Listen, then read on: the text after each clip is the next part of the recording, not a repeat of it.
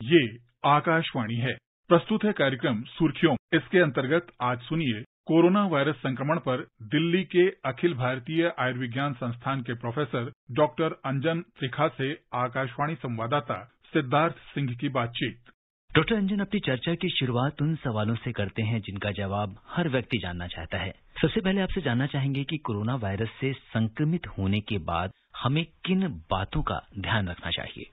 देखिए, ऐसा है कि अगर आपको ये पता चल जाता है कि आप कोरोना वायरस से संक्रमित हो गए हैं, इसका मतलब है कि आपने कोई टेस्ट करा लिया है, या तो आरटीपीसीआर करा लिया है या रैट जिसको बोलते हैं वो टेस्ट करा लिया है। तो जैसे ही वो आपका टेस्ट पॉजिटिव आ जाता है, आपको अपने आप को आइसोलेट करना है। आइसोलेशन का मतलब है कि आपको दूसरे लोगों से ना बात करनी है, ज्यादा उनसे दूरी रखनी है, ना इकट्ठा खाना खाना है, ना चाय पीनी है। अपने आप को एक कमरे में अलग से रखें और अपना बाथरूम भी अलग कर लें। आपके खाने के बर्तन वगैरह अलग हो जाएं। अगर अफोर्ड कर सकते हैं तो डिस्पोजेबल खाने के बर्तन में खाना खाएं जो आपको दे दिया जाए, और वो फिर एक बैग में फेंक दिया जाए जिसके ऊपर वो लिखा होता है। सोसाइटी में लोग ले जाते हैं कि ये ऐसे मरीजों का है।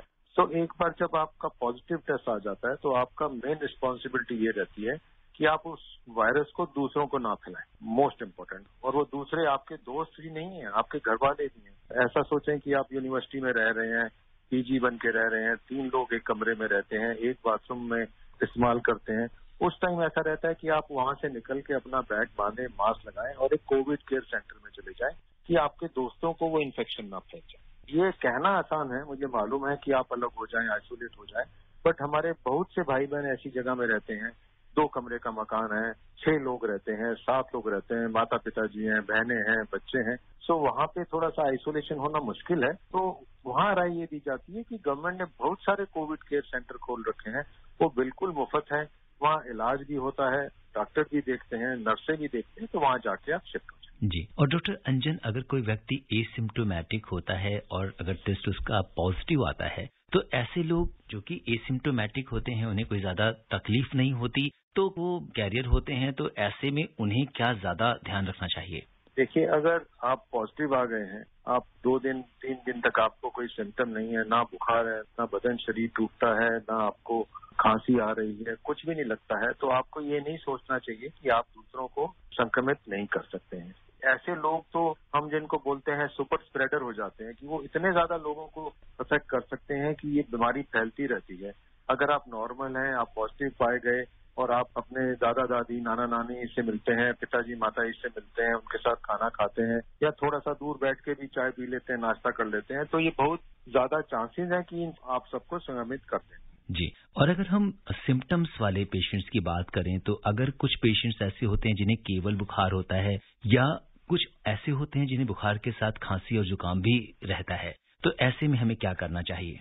देखिए, अगर आप पॉजिटिव पाए गए तो बुखार है, खांसी और जुकाम है, आपको वही करना है जैसे आपको 2 साल पहले जब कभी सर्दी आती थी तो खांसी जुकाम बुखार हो जाता था, उसका इलाज वैसे ही करना है। ये वैसा ही क्या लक्षण होते हैं, उसके लिए आपने पैरासिटामोल ले ली, नाक बहता है तो डॉक्टर से पूछ के कोई नाक बहने की दवाई ले ली, खांसी के लिए गरारे कर लिए या कोई सिरप ले लिया। ये 3 चीजों का इलाज तो वैसा ही होगा जैसे आपको 2 साल पहले खांसी जुकाम के लिए आप करते थे। इसके साथ साथ आपको अपने आप को आइसोलेट करना है।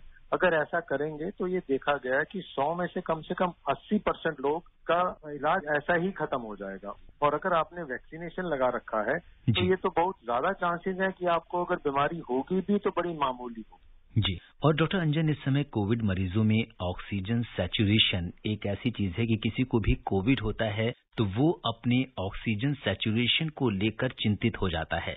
यदि किसी व्यक्ति को सांस लेने में कठिनाई हो और ऑक्सीजन लेवल उसका 94 से कम हो, तो ऐसे समय में हमें किन बातों का ध्यान रखना चाहिए? इससे पहले कि मैं आपके प्रश्न का उत्तर दूं, मैं एक और चीज बताना चाहता हूँ। जी। ये जो उंगली पे सैचुरेशन मॉनिटर आते हैं, पल्स ऑक्सीमीटर आते हैं, उसको एक इस्तेमाल करने का तरीका होता है। आजकल जितने भी लोग हैं वो जाके यूट्यूब पे देख सकते हैं, फोन पे मोबाइल पे देख सकते हैं। आपको आराम से 5-1 मिनट बैठना है, अपनी बाह को सीधा रखना है और उंगली पे वो लगाना है, और आपकी बांह सीधी होनी चाहिए, आपका हाथ नहीं मुड़ा होना चाहिए या आपकी एल्बो नहीं मुड़ी होनी चाहिए, और उसके ऊपर जो एक वेव फॉर्म आता है वो बिल्कुल ठीक से आना चाहिए और रेगुलर आना चाहिए। तभी वो 2 नंबर पड़े जाने चाहिए। ऐसे हमें अक्सर फोन आते हैं कि मेरी सैचुरेशन 70 हो गई है, तो उनको जब हम कहते हैं हमें वीडियो कॉल करो तो पता चलता है उन्होंने वो पल्स ऑक्सीमीटर ही गलत लगा रखा। तो उसका सही इस्तेमाल करना पहले तो बहुत जरूरी है, ये हम सबको बताना चाहते हैं। वैसे अगर आपको लगे कि उस पल्स रेट है वो 150 आ रही है, तो आप अपने दूसरे हाथ पे अपने, जैसे डॉक्टर लोग पिक्चरों में नब्ज देखते हैं, गिन लीजिए। अगर वो भी ज्यादा हो तो तब उस पर विश्वास कीजिए। अब आपका प्रश्न है कि अगर 94 से कम हो, सांस लेने में तकलीफ हो, सैचुरेशन कम हो रहा हो, आपको कोशिश करनी चाहिए कि आप किसी अस्पताल की तरफ जाएं और अपने आप को डॉक्टर को दिखाएं और अस्पताल में भर्ती हो जाएं। और कई बार बेड्स अवेलेबल नहीं है और हम ये चाहते हैं कि घर पे रहते हुए कुछ इम्प्रूवमेंट आ जाए जब तक हम हॉस्पिटल में इंतजाम कर रहे हैं, तो क्या कुछ हम घर पे रहते हुए वो चीजें कर सकते हैं जिससे हमारा सैचुरेशन लेवल बेटर हो सकता है? ये बहुत अच्छा सवाल है, क्योंकि आजकल अक्सर देखा गया है कि बिस्तरों की कमी है अस्पतालों में। तो आप घर में कुछ चीजें कर सकते हैं जिससे आपके ऑक्सीजन का लेवल बढ़ जाए। एक तो ऐसा है कि अगर आपके कहीं रिश्तेदार के पास या किसी सोसाइटी में रहते हैं, वहाँ ऑक्सीजन कंसंट्रेटर है, तो वो ले आए और उसकी नली नाक से लगा लें और उसके मुंह बंद करके उसके थ्रू सांस लें, और 1-2 लीटर ऑक्सीजन देने से, मुंह से सांस लेने से आपकी ऑक्सीजन सैचुरेशन बढ़ सकती है। दूसरा आप क्या कर सकते हैं कि अगर आप घर में लेटे हुए हैं तो आप उल्टा लेटिए। उल्टा लेटने का मतलब है पेट के बल लेटिए, अपने हिप्स के नीचे एक तकिया लगा लें, छाती के नीचे एक तकिया लगा के जैसे उल्टे सोते हैं वैसे लेटिए और गहरी गहरी सांस लीजिए। इसको प्रोनिंग कहते हैं कि आप उल्टा होके लेट रहे हैं घर में, और कोशिश करिए जब तक लेट सकते हैं लेटिए। उससे क्या होता है कि जो आपके फेफड़े होते हैं, जहाँ पे ऑक्सीजन की मात्रा नहीं पहुंच पाती, हवा नहीं पहुंच पाती और ऑक्सीजन का आदान प्रदान नहीं होता है, तो वहां पे भी हवा पहुंच जाती है। एक तो ये कर सकते हैं। दूसरी इंपॉर्टेंट चीज है, ये अक्सर देखा गया है हमारे लोगों में, हिंदुस्तानियों में, ट्रंकल ओबेसिटी हम जो बोलते हैं। पेट थोड़ा सा निकला हुआ होता है, पेट भारी होता है और पेट से आप उल्टे नहीं सो सकते। ये भी बड़ा अक्सर देखा गया, और ये मरीज अक्सर कहते हैं हम पेट के बल नहीं लेट सकते हैं। अगर वो नहीं लेट सकते हैं, 2 तकिए लगा के देख लीजिए, फिर भी नहीं लेट सकते हैं, तो फिर हम कहते हैं कि आप अपनी करवट लेके लेटिए। आधा घंटा एक तरफ लेट जाइए, फिर आधा घंटा दूसरी तरफ लेट जाइए और गहरे गहरे सांस लीजिए। तो ऐसा है कि अगर आप प्रोनिंग कर सकते हैं, पेट के बल लेट सकते हैं, अपनी एक तरफ साइड पे लेट सकते हैं और 2-3 लीटर आप ऑक्सीजन कंसंट्रेटर या सिलेंडर से ले सकते हैं, तो आप काफी समय गेन कर लेंगे कि आपके रिश्तेदार थोड़ा सा देख के कहाँ एडमिशन मिल सकता है, वो के लिए आपको टाइम मिल सकता है। और डॉक्टर अंजन, आपसे ये जानना चाहेंगे कि ऑक्सीजन कंसंट्रेटर की हम बहुत बात करते हैं और कुछ वर्ड्स ऐसे हैं जो इस समय कोविड के समय ही हमें पता चले, तो ऑक्सीजन कंसंट्रेटर और ऑक्सीजन सिलेंडर, इन दोनों में क्या अंतर होता है? देखिए, ऑक्सीजन कंसंट्रेटर अब घरेलू नाम हो गया है। तो जो ऑक्सीजन सिलेंडर होता है वो आप देखते हैं काले रंग का होता है और उसके शोल्डर सफेद होते हैं। इसके अंदर ऑक्सीजन भरी जाती है।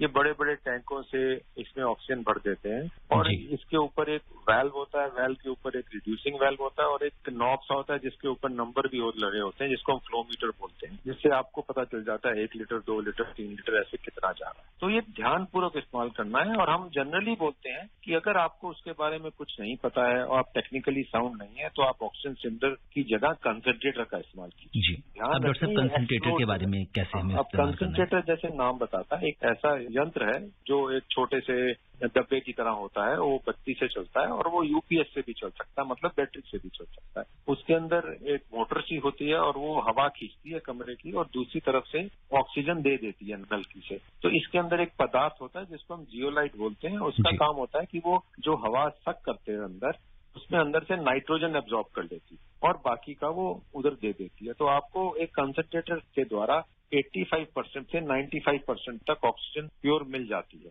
उसके अंदर आपको ये फायदा रहता है कि इतनी ऑक्सीजन आपको मिल गई। छोटा सा यंत्र है जो आपके बेड के साइड पे आ गया, बत्ती से चलता है, बैटरी से भी चल सकता है। फर्क ये होता है कि इसके अंदर ऑक्सीजन फ्लो रेट पे डिपेंड करता है। 85 से 95% तक पीओटी में मिल जाती है और सिलेंडर से आपको 100% तक मिल सकती है। बट अगर एक मरीज है उसको ये 90% भी ऑक्सीजन मिल जाती है, उससे भी उसका बहुत सारा टाइम मिल जाता है कि उसको कहीं शिफ्ट करना पड़ेगा। डॉक्टर अंजन, आप कोविड-19 के इस विशेष कार्यक्रम से जुड़े, आपका बहुत बहुत धन्यवाद और आभार। शुक्रिया। अभी आप सुन रहे थे कोरोना वायरस संक्रमण पर दिल्ली के अखिल भारतीय आयुर्विज्ञान संस्थान के प्रोफेसर डॉक्टर अंजन त्रिखा से आकाशवाणी संवाददाता सिद्धार्थ सिंह की बातचीत। ये कार्यक्रम आकाशवाणी के समाचार सेवा प्रभाग द्वारा प्रस्तुत किया गया। इसे आप हमारे mobile app news on AIR पर भी सुन सकते हैं। इस कार्यक्रम के संबंध में अपनी प्रतिक्रिया आप हमें ईमेल कर सकते हैं। पता है AIRNSDtalks@gmail.com। ये कार्यक्रम फिर से सुनने के लिए लॉग ऑन करें हमारी वेबसाइट newsonair.com।